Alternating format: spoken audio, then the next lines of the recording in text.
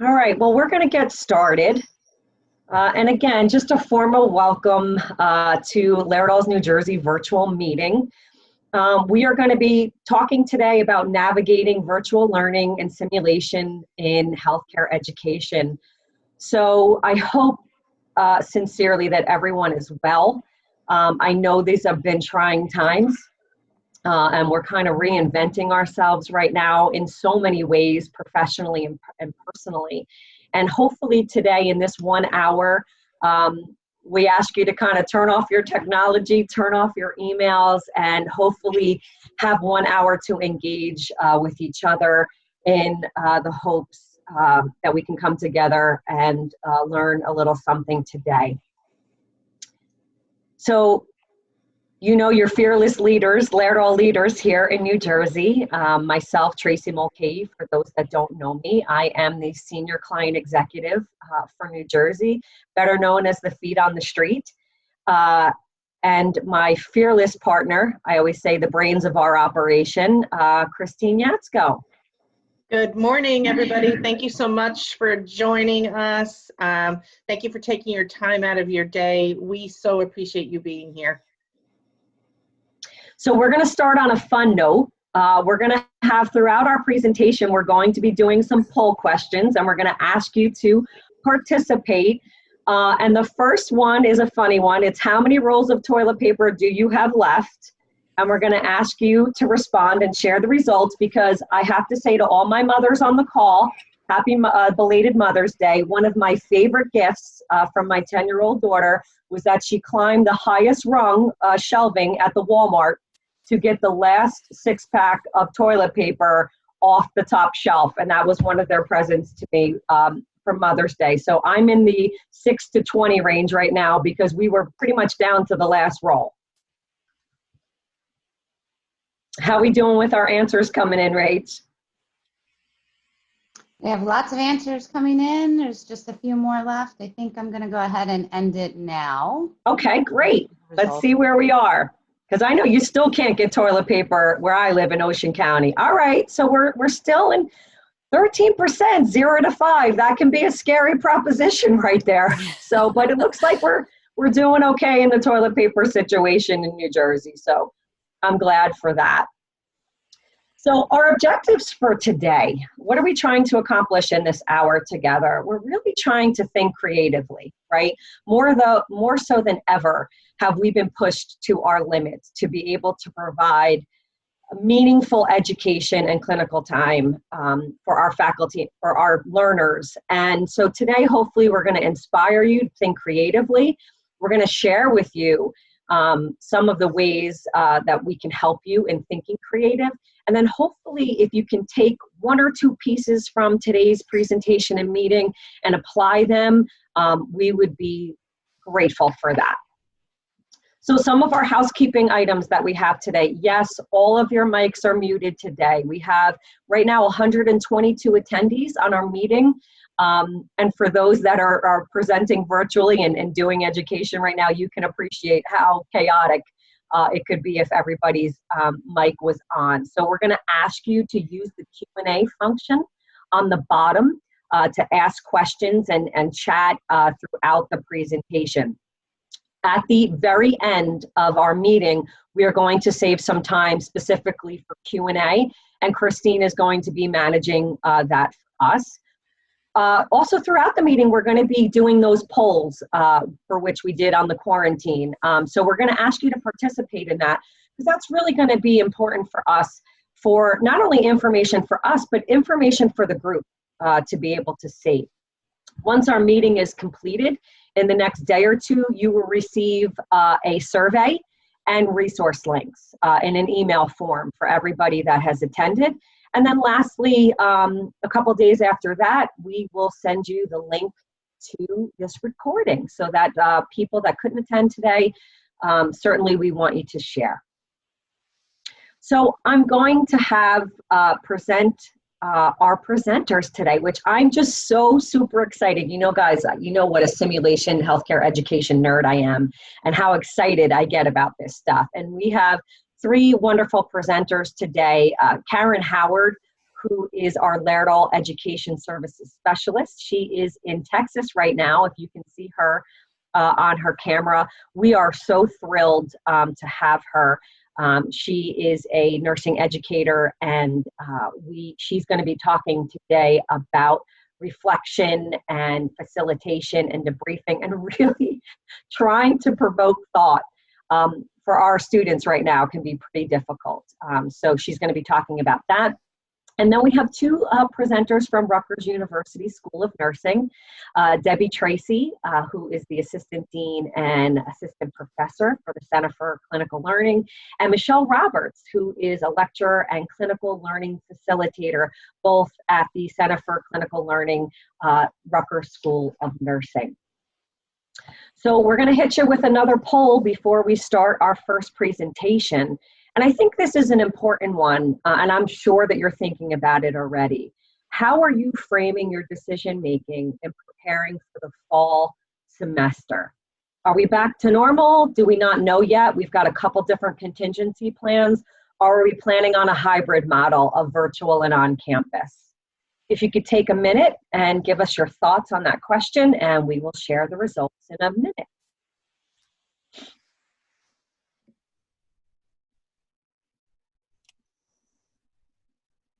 Okay, Tracy, we have lots of answers coming in. Okay, fantastic.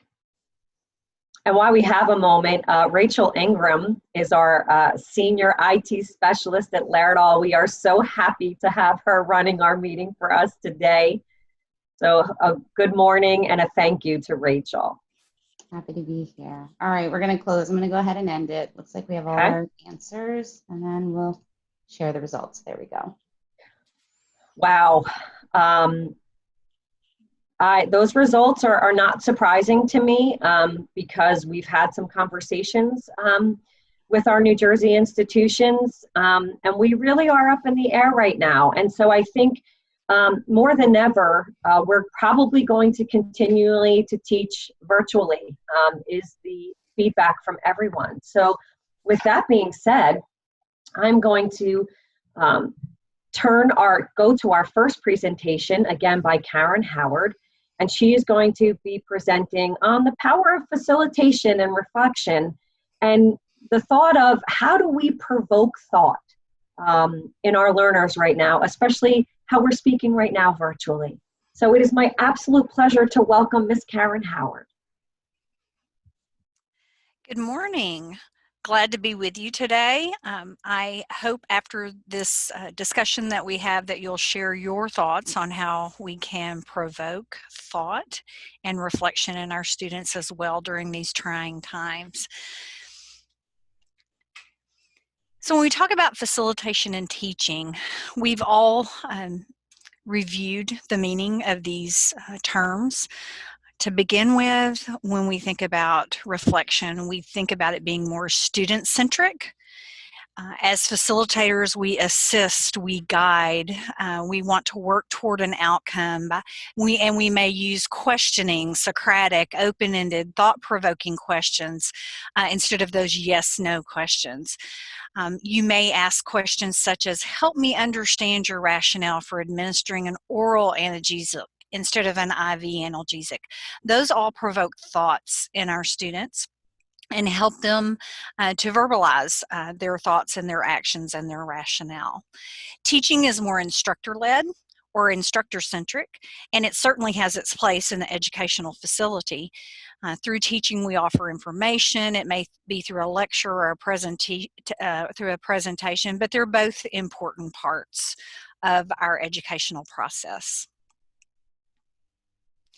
When we talk about reflection and debriefing, reflection is very introspective. We are trying to help our learners think through, form opinions, meditate, consider what was done, why it was done, how it affected our patient. And we certainly use reflection in debriefing. Debriefing, some of the definitions of debriefing include the word interrogation and careful review. And while that term interrogation is a little scary for us to think about in debriefing, we look more of it on debriefing as a review of what our customers, or excuse me, our students have done. We want them to think on why they did it, what they did, how they did it. We want them to consider other rationale, and we want them to consider how they might change things going forward if they can improve upon a process.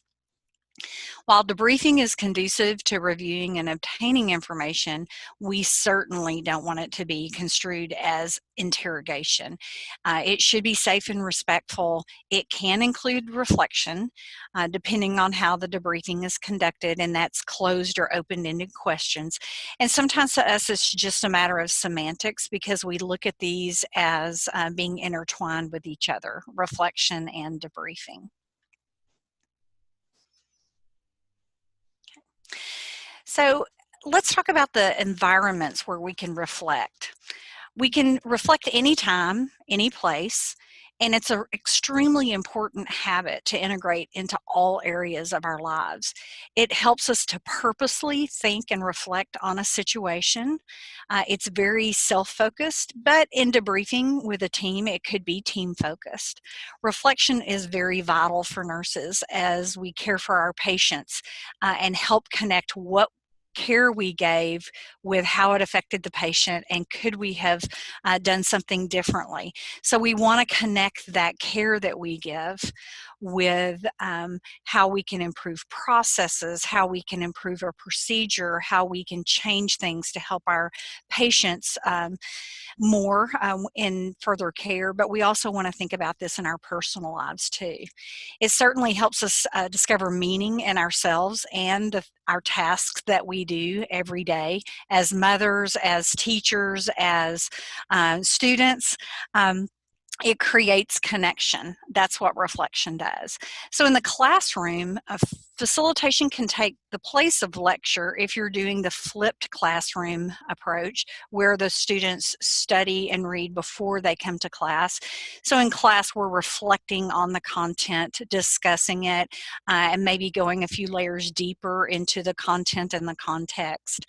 During class, if you're doing a lecture, you can pause and have students reflect, maybe on muddiest points. Do you have questions? What's something that's not clear to you?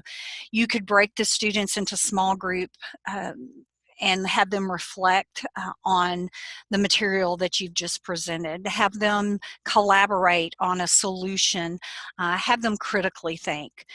Or maybe the last 5 minutes of class, students write a short synopsis of what they learned or questions they have, and then you take that information and you use it as a review to clarify or review information in the next class setting. Journaling is an excellent way for reflection to occur, so I encourage you to have your students do that. Many of you reflect through journaling. I enjoy reflecting through journaling, writing down my thoughts and going back and looking over the years past what I was going through, what I learned from situations. And faculty, right now you're reflecting on how your teaching is going when you're remotely teaching. So it's really important for you now to look and say, now that I've done a couple of days of remote teaching or 16 sessions of remote teaching, my 16th one is very different than my first one because I've learned all of this. And those are lessons that are learned for improvement so that we can be more effective and more efficient. So John Dewey says that we don't learn from experience, we learn from reflecting on experience. And I think that is a very powerful statement. The slide you're looking at now is from wabisabilearning.com. And when I was just looking over information for reflective questions, I came across this website, and here's the 15 reflective questions that every learner can benefit from using. No matter what you're learning, whether it's something from school, if you're trying to learn a history lesson, these are great reflection questions. And if you look at these, you see that many of them are used in debriefing now. So when you debrief a simulation, these are a lot of questions that you ask. You're trying to get your students to really in-depthly think, consider, and provoke thought on why they did what they did, when they did it, how they did it, what were the effects, how can I improve this process if I do this again. So closed-ended questions in debriefing would be, did you know what to do? Did the patient get worse? When did you call for help? Was the medication effective? Those are all closed-ended questions that just need a yes or no or a I gave it at 10. Those answers are not reflective. They're closed-ended. So let's talk about different kinds of questions. Tell me about Mrs. Garrett's condition and your assessment. A student has to provoke thought on that. They have to reflect and think about, oh, Mrs. Garrett had shortness of breath, she had crackles in her lungs, her respiratory rate was 38, she was sweaty and pale, she was tachycardic. So these are questions that provoke our learners to go back and reflect on the content of Mrs. Garrett's situation. Here's another reflective question. Review the steps you took in caring for Mr. Lee. So they have to go back and think and try to process and relay the step-by-step process they took for caring for Mr. Lee. Another one, you called for help at 10 o'clock. Tell me what your concerns led to that. So now your learners are having to think, yes, I did call for help and this is the reason why. And they're regurgitating that information, but they're reflecting on it to pull that from their memory, okay? And the last example I have here, what was the expected effect of the medication you gave? So did they get that effect? Okay. So that helps them to reflect and think on what questions you're asking, and then they can use that reflective process to form an opinion and thoughts and then verbally share it, or maybe share it on paper. So again, facilitation helps bring about an outcome. We're guiding, we're assisting, we support our students by asking open-ended questions. We're asking questions that will help them provoke thought. And reflection is useful in all areas of our lives. It leads to learning and growth, and that may be personal growth and growth of knowledge on skills and attitudes. It can occur anytime and any place. It can be self-focused or it can be team-focused. It leads to discovery of new meaning and creates connections. So here's the big challenge that faculty face now. When you're teaching remote from your home, this is maybe what you see on your screen. You don't see a classroom of excited or sometimes tired students' faces. You're staring at a black screen. And these blank screens can be very daunting when you're trying to deliver information. You can't see a person that may have a question on their face. You can't see that the class is getting tired and maybe we need to stand up and take a stretch break. So this is a very big challenge that you faculty are facing now. But you've also come up with some amazing solutions that we're going to hear about shortly from Michelle and Deb. You guys have made lemonade out of lemons for sure when you're remotely teaching. We thank you for what you do as you facilitate remote learning during this pandemic. You've risen to the challenge and you've actually turned a lot of chaos into creative situations. So we appreciate you and thank you for sharing sharing ideas with each other and supporting your peers. One last thought, we discussed a little bit earlier, what are we going to do this fall? What's going to happen when we can't get into clinical sites? If hospitals and clinics are closing down to our students, we've got to come up with a plan to get clinical hours.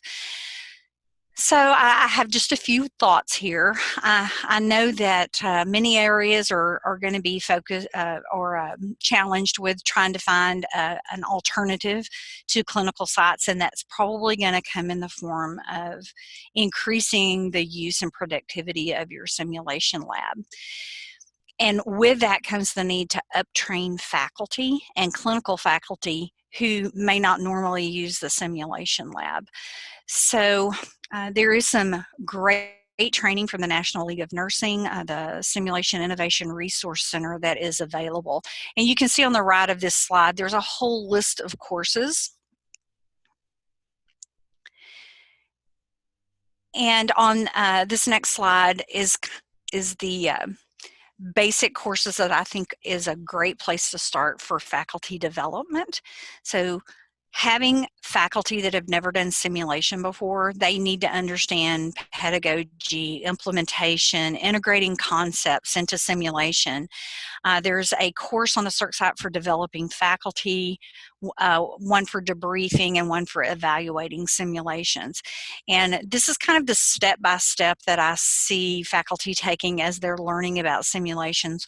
These courses are all about 2 hours apiece. And they provide CEUs along with the courses, but they are very rich with information for faculty that need to be trained up or up-trained to use simulation.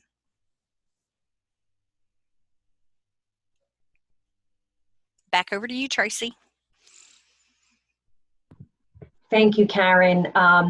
Karen and I had this thought process about reflection and facilitation because I have a teenager, I have a senior in high school at home, and I'm watching her on her phone, doing a million things with a blank screen, and I just need you to know as faculty members and educators that we appreciate you and how hard you are working and how creative you are to bring meaningful learning to your students.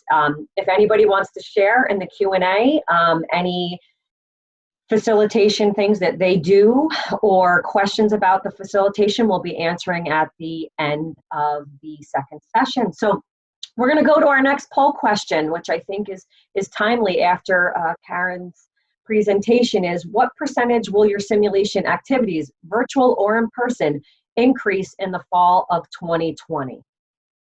So I know obviously none of you have a crystal ball, but I know after talking to Debbie Tracy from Rutgers School of Nursing, which I'm sure she's probably going to share, they were already in the process of increasing their simulation activities for the fall. And now with clinical going to probably be very hard since our hospitals are still working really, really hard with the current COVID crisis. That it's going to be difficult to have meaningful clinical time for students still. So what are your thoughts? How are the answers coming, Rach? They're coming in. Here we go. We'll leave it up for just a few more moments. Okay. And some last minute answers. We appreciate your insights. Okay, so we're going to go ahead and end it and share the results. Okay, so answers were varied, but for the most part, people are looking at somewhere between a 50 and 75% increase in their simulation activities. So that's a lot. I think hopefully when we share some of our resources, hopefully we'll be able to help with some of that, but you guys have a lot of work ahead of you, and we appreciate you. So moving on to our next presentation. This was really a success story for Rutgers School of Nursing. I am going to introduce Debbie Tracy and Michelle Roberts, who hopefully you will be completely inspired by how they are conducting their virtual simulations. So I will turn it over to Deb and Michelle. Rachel, I need to be able to, oh, okay, there we go. Yep, sorry about that. I just stopped It's sharing. okay, it's okay. Okay, hi everyone, good morning. I'd like to thank Tracy and Christine for hosting this event and for inviting Rutgers School of Nursing to participate in this webinar.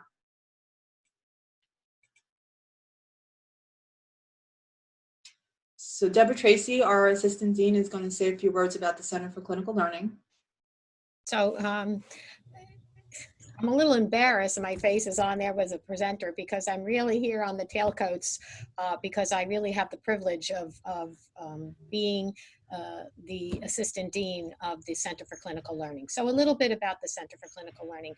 We do work in collaboration with faculty to develop simulation and implement simulation, including human simulation, for undergraduate and graduate programs. We also work with interprofessional education outreach programs, and we support our faculty and students with anything that they need, especially practices and remediation.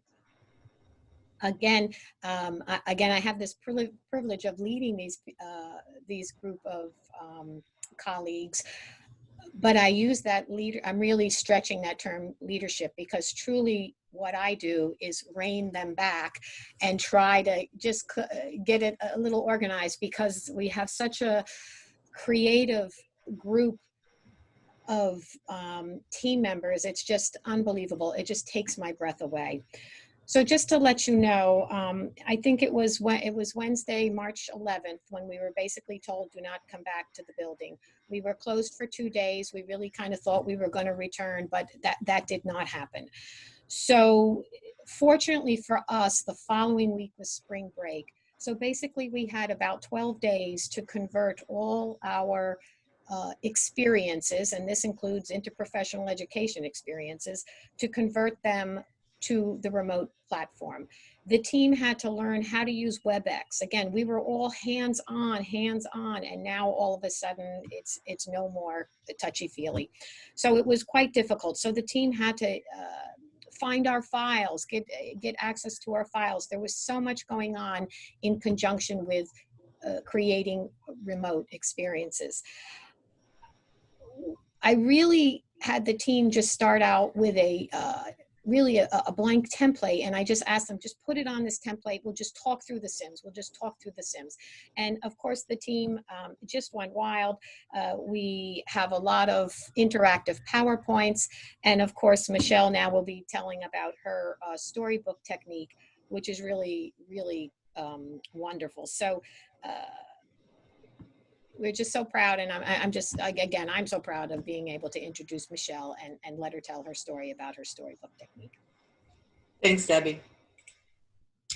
So I'd like to acknowledge the contributions of my colleagues in the Center for Clinical Learning, and also a friend from Teachers College who's a simulation facilitator at Western Connecticut State University. After observing their remote simulations, and I combined some of my own ideas into theirs, and I came up with a way to provide a virtual simulation experience that had most of the elements of an in-person one. I first applied the technique to a scenario that was being used as part of my doctoral dissertation. I needed to continue collecting data, and I wanted to see how students would behave when participating in simulation facilitated from a remote environment. I was excited to find that the students could plan and implement care much in the way they did while at school. I used it again with another scenario, and those students also brought into the format, and they performed as if they were in the sim lab. The feedback I received was overwhelmingly positive, and I'm very happy to be able to share the technique with all of you. To create a storyboard, you'll just need to gather your images and place them into PowerPoint slides. All that you'll need is a 2-monitor setup, web conferencing platform. We're using WebEx at the School of Nursing. And that'll allow you to share your screen, and then you're going to need a little bit of practice. So to begin, you'll open PowerPoint and use Presenter View, and then share the monitor that the presentation is on, and then manipulate the images from behind the scenes in the presenter screen. So the first step to do this is to click on the See All Slides option, which I've enlarged on your screen. This will change Presenter View to a format shown in the lower image on this slide. All of your pictures will now be at your fingertips, and you can quickly select images to show in response to the students' verbal actions. So to demonstrate, for example, when our students indicated that they were giving the patient her breakfast tray, I selected the image that you see to display on the shared screen with them. So this is a little video that'll demonstrate how I use the storyboard. This simulation is one that our first semester second degree baccalaureate students take part in. The learning objectives surround managing a patient with diabetes and performing wound care. The scenario is typically run as a medium fidelity experience without a patient monitor, and the students participate in a pre-brief which includes a review of their pre-assignment and content relevant to the scenario. I provide them an orientation to the virtual environment, and then the students were able to also view the electronic health record for this patient from home during the activity. I just want to emphasize that when I do this essentially the same way I do it when I'm at the School of Nursing. We do our pre-brief as a whole group activity. The students then will break into rooms to discuss how they want to plan the care that they're going to provide. And then we all come together after each part of our scenario and debrief what was performed. So I'll just show you that video now. Good morning, Anita Palm. My name is Michael. I will be your nurse today. Hi, Michael. Can you tell me your date of birth, Anita? Yes, and it's verified that that is her name and date of birth. So what are you going to do next? We're going to begin our focus assessment. I've already started the assessment walking in and checking if you're alert and oriented, you're awake, you're speaking easily. And then, Anita, I'm going to take your blood pressure, your pulse, and your temperature, some vitals. Is that all right? 6 units of regular insulin. And then we're doing 35 units of NPH insulin. We'll put it into the same syringe. Nurse Mike, before you give that, why don't we take a look at what's in that breakfast tray? So you bring her tray, and this is what you've seen. It's going to be subcutaneous. It's going to be in the abdomen. Okay, so you've administered her insulin. It's recommended that if you have a pain level of 4 to 7, that we give you a Tylenol 3, which is Tylenol with codeine. And Anita, can you just tell me your name and date of birth again? My name is Anita Palm. My date of birth is November 23rd, 1950. Great. I'm checking your wristband. That's what it says. And now I'm looking at the order. The order says give 1 Tylenol 3, and this says Tylenol 3 with codeine on it. So this is the correct bill. I'm giving 1 of these though, not 2. Then you're going to do a wet to dry wound changing. So you're going to go in, you're going to assess the wound first before you take off the So you do your assessment. This is what you see. Mm-hmm. So I just want to add that those particular students had already completed this activity. I kind of was using a breakout room format because when we run this, we break the students into smaller groups and run them simultaneously 3 at a time. And I could not record from the breakout rooms. So they were kind enough to stay late and re-record it with me so that I had something to demonstrate. So to take this to the next level, you can then layer it all technology right onto your storyboard. You'll need to have a fully licensed version of the Laerdal simulation software installed on your computer. This allows you to use the virtual simulator and patient monitor, key features of this technique that help produce a high-quality virtual simulation in a remote setting. You'll want to practice this a few times as it requires a little bit of coordination. But after several attempts at running it live, I was even able to take notes during the simulation so that I had talking points for my debriefing. So you'll begin by starting LEAP and selecting the virtual simulator. You can choose whichever simulator you like, but I've only used SimMan 3G. I run it in manual mode, and I select Healthy Patient, but it shouldn't be any difference if you use one of the pre-programmed themes that are available. The instructor application will open. You'll need to customize your setup ahead of time, and you only have to do it once. I'll talk about that in a minute. You have to begin by selecting View and then Windows, and I've kind of highlighted that feature on this slide. A list of the windows will be displayed in the default layout, and that'll open. So when you first open it, all of the windows are selected. You'll need to deselect all but the patient monitor and the session control options. It appears that you have to do these each one at a time. I couldn't figure out how to deselect multiple options at once.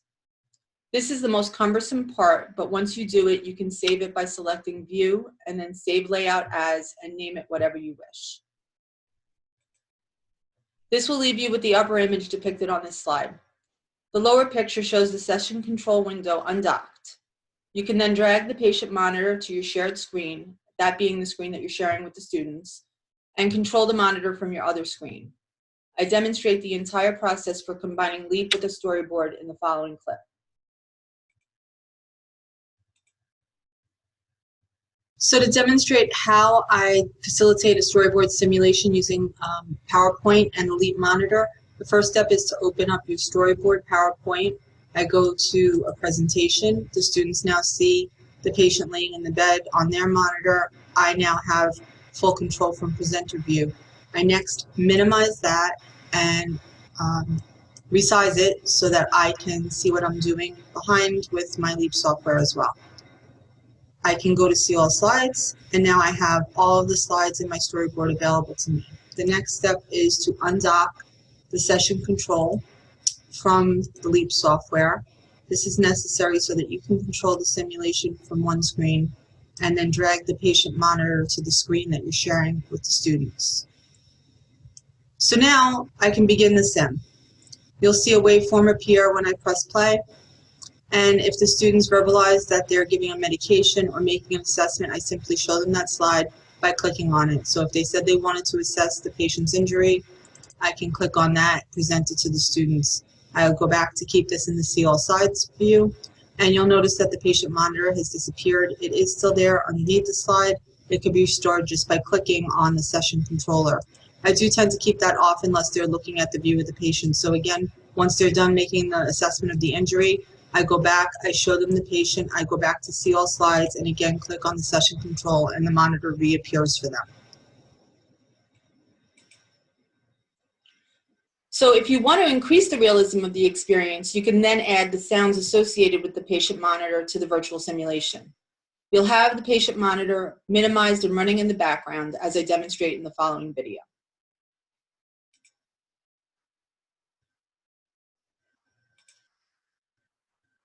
So to continue from where I left off, if you want to add sound, you can next launch the patient monitor. The patient monitor will open in full screen. There's no workaround for that I know of. And what I do is I keep it minimized in the background while I'm facilitating the simulation. You do need to touch on where it says touch when leads attached for the EKG and for the pulse ox as well, so that the students will hear the sounds associated with that if you make changes in the patient's vital signs. I then just simply go here and minimize it to the taskbar. It's now running in the background, and as you'll see when I resume the simulation, you'll hear, the students can hear the sounds associated with the vital signs. The other thing to show you, and an important thing to know, is that if you want to manipulate the vital signs during the simulation and make changes, you will need to click on each vital sign as you would if you were running this from your control room. You should drag each of those windows over to the screen that you're not sharing, so that when you do manipulate the vital signs in the simulation, the students aren't aware of what you're doing in the background. So I literally just drag all of the windows over for every single parameter so that if I change it, it's not visible to the students. You'll see now that if I need to change a heart rate, for example, I can click on the heart rate and the window will open where I left it. I can then enter any number that I want, set a delay, hit OK. And a lot of times I'll do this in anticipation of knowing what the students might be doing next. So that way they're not aware that the vital sign is going to change and the simulation progresses no differently than it would if I was facilitating it in a simulation lab.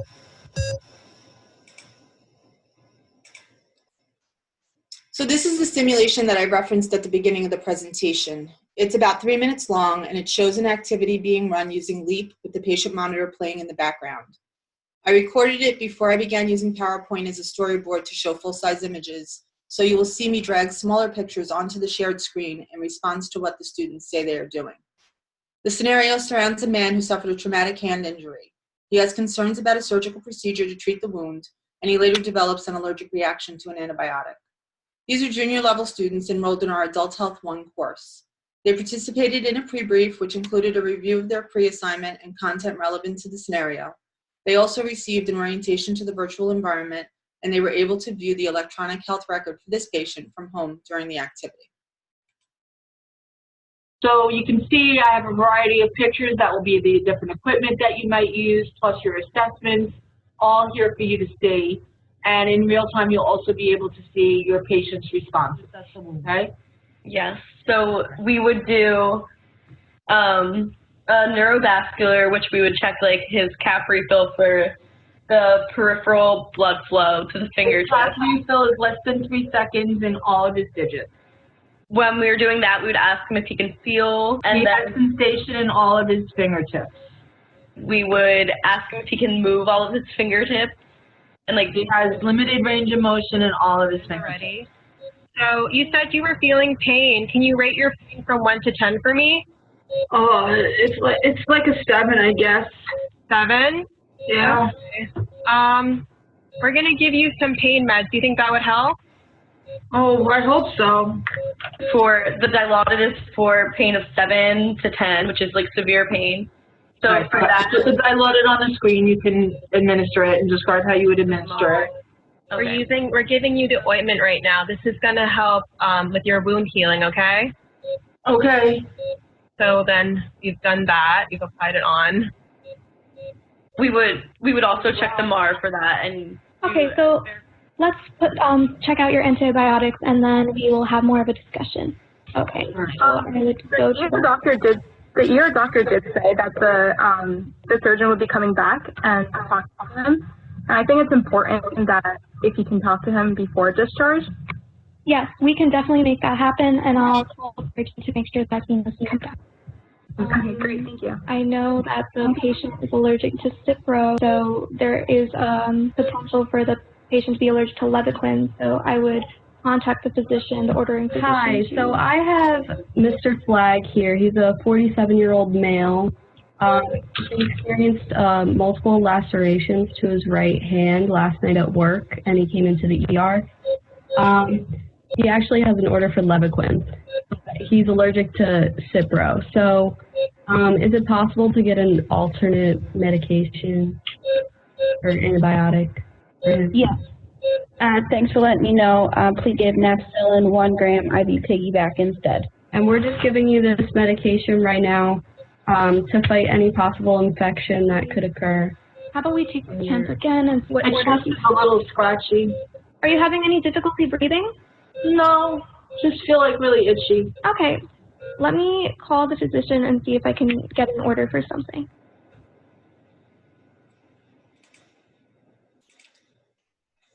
So these are some comments that were made by the students who just participated in the simulation you viewed. Another facilitator was present with me and was kind enough to jot down some of what they said at the end of the session. I was happy that they found the method valuable to their learning, and this really encouraged me to continue refining the way I was doing my simulations from home.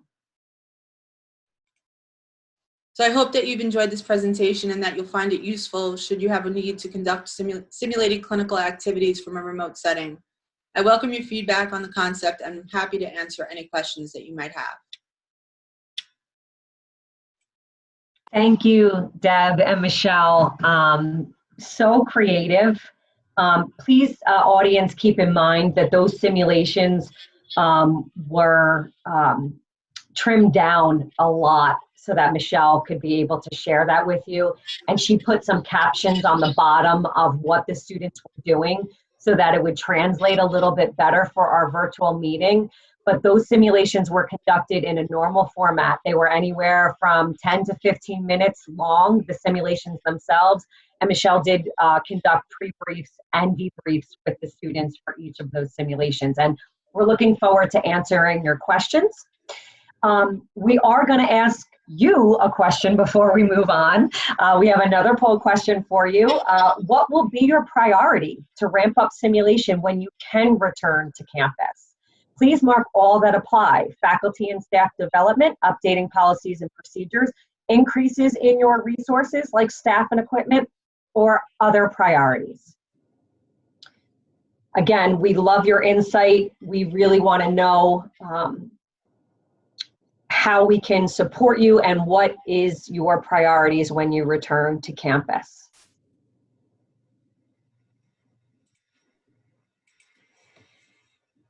How are we doing with answers, Rach? We have a lot coming in. There's still Still coming in, lots of answers. Okay. We'll give it a few more moments. All right, we're going to go ahead and end that. And we'll see some of the results. Here we go. Okay, so faculty and staff development and increase in resources like staff and equipment. So again, in the Q&A, if anybody wants to share or ask questions with regards to that, I think that's a big insight to where we're going. And that's our next step. I'm going to turn it over to Christine, and we have about 10 minutes for our questions and answers. Well, as we expected, we have lots of questions and a lot of really great questions. So I'm going to kind of go through these, and I'm going to facilitate going back and forth between the different presenters depending on the questions. So let's start from the top here. For adult education school settings, how can we move forward with certifying our students if hands-on is not an option in the fall due to schools limited? So anybody can jump in here from our team, Karen. But one of the things that I hope that you've gained from this is the different applications that we offer and the different creativity that Rutgers has offered. And Rob, I think this is coming from Rob Wagner. Are you talking about certification for certain courses, CPR, things like that? We can reach out to you directly on that. The other question we had are Florence Lee requested, she wanted to know if the courses that Karen was referring to were available through the NLN CERC site. And the answer is individually, they're available on the NLN CERC site, or you can work with Tracy and I on an institution purchase for those courses. So yes, they are available through Laerdal. Reach out to Tracy and I. Next question we have is Andrea Hallback. Even though we are moving a bit more towards on-campus simulation, we are still having to get creative in providing high-fidelity sims, but keeping students safe by implementing social distancing. How are others doing this to put this practice in place and while in the sim lab? So obviously you can see that Rutgers has done a really great job at offering an option for simulation. By implementing their own virtual sims. There's also some other resources that we're going to share with you after this. We have some COVID-19 specific resources. Anybody else on the panel have any suggestions on that? Yes, I'd like to answer. Yes, please. And I think I'll answer for Andrea and Rob's question. Perfect. I think signing in and documenting, logging students' attendance and the hours that they spend in SimLab is going to be very important to keep up with clinical time. Also, I know you consider pre-briefing and debriefing as part of clinical time too, so that needs to be very thoroughly documented to prove that students have participated in clinical simulation. And then Andrea, I think maybe rotating your students through and having, I know how your lab is set up in Austin, so having one student per bed or maybe two per bed on each side of the bed doing assessments. It's going to take some a little bit of magic behind the scenes, but wearing masks, whether it's required for the patient care directly, it will be required for social distancing, or physical distancing. So I think you may have to create a program where students come in at different times and work maybe individually or in pairs per bed. Perfect, thank you. Michelle, these next questions are coming back to you.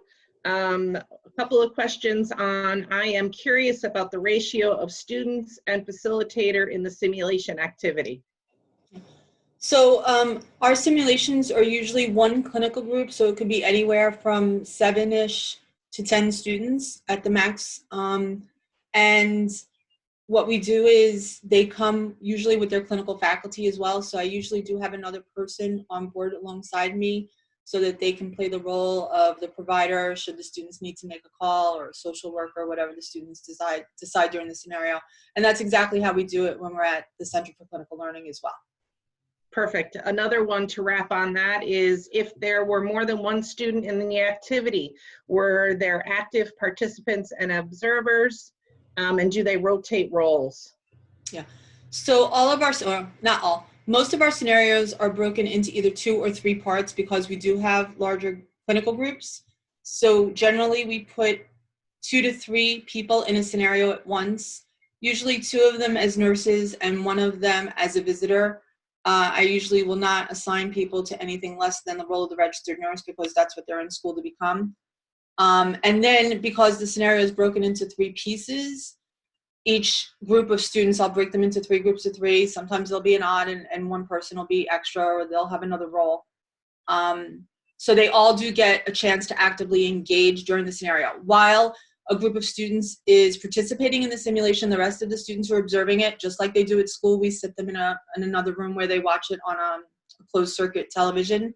So I actually tell them to watch using the CUSIN competencies, and I tell them specifically what they should be looking for in regard to the use of patient-centered care or evidence-based practices. So they are all actively engaged at all times during the scenario. Great. We had a lot of questions on that. Let's see what else we have. Another question, a lot of really great responses. Michelle saying how great and appreciative they are.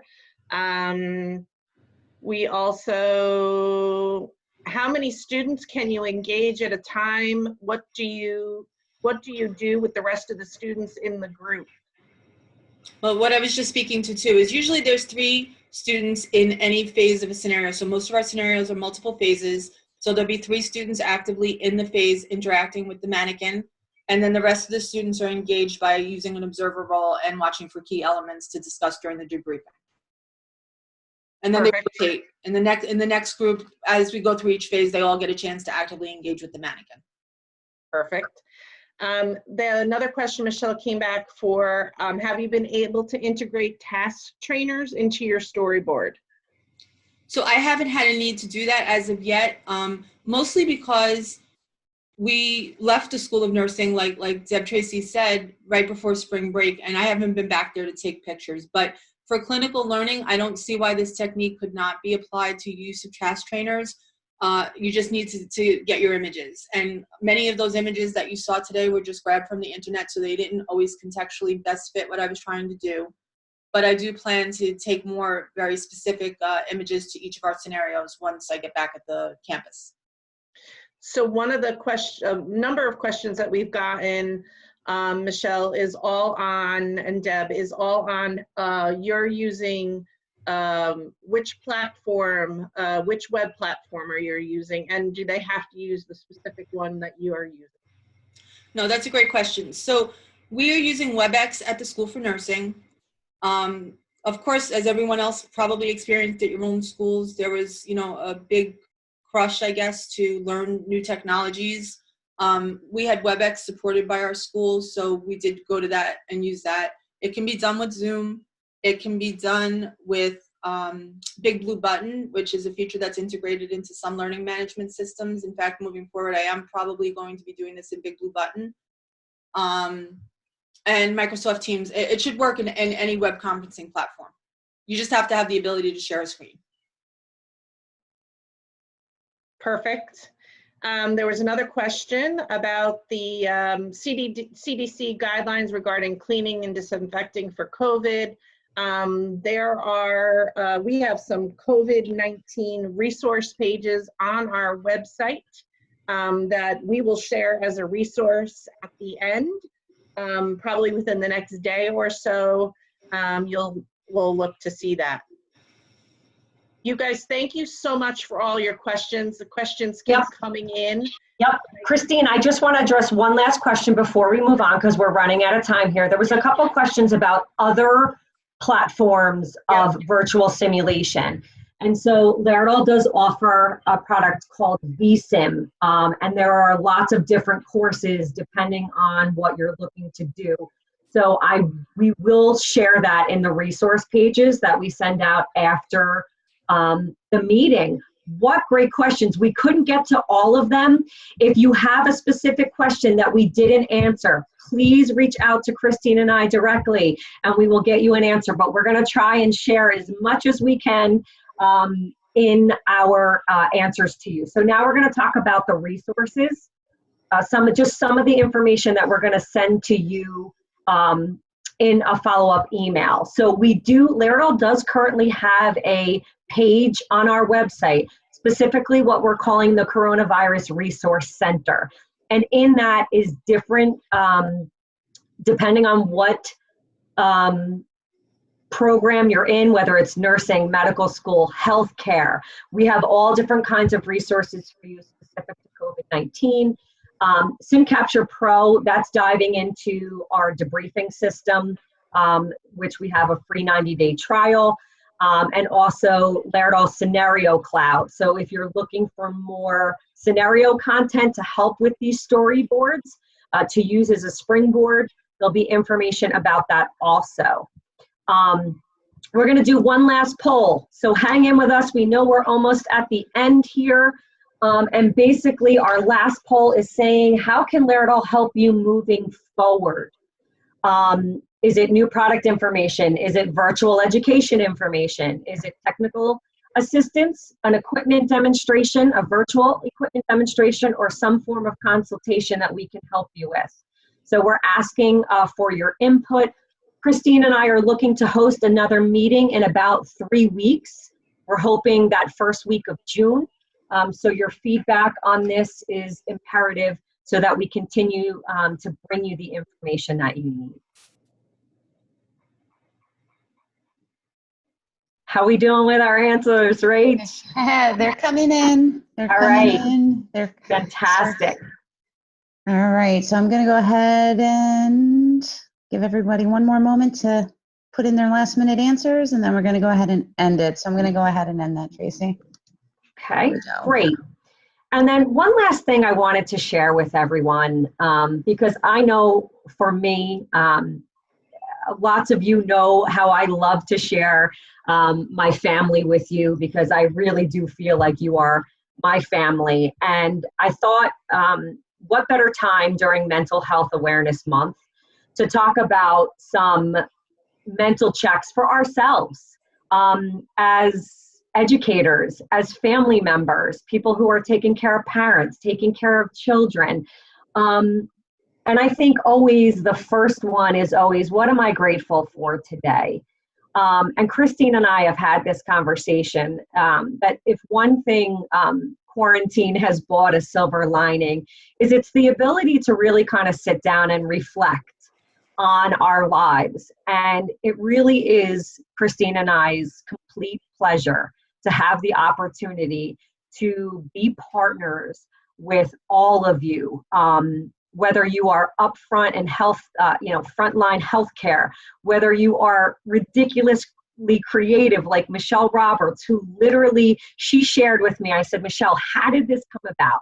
And one of the things she shared with me, which I thought was so powerful, was I didn't want the students to feel like they got ripped off, like their money wasn't well spent this semester because of all of the challenges. And what you do on a daily basis makes a difference. So please, I wanted to share these couple questions with you. I hope that you are taking good care of yourselves as much as you are taking care of your students and everyone else. And in closing, as always, we thank you for being such a valued partner of Laerdal's in our mission of helping save lives. If we have sparked one creative juice in you today to share with your students and create a light and a spark in them or your healthcare learners to go out and go that extra mile for our patients, for our moms, our dads, our sisters, our brothers, our daughters. We thank you for all that you do. And please don't hesitate to reach out to Christine and I.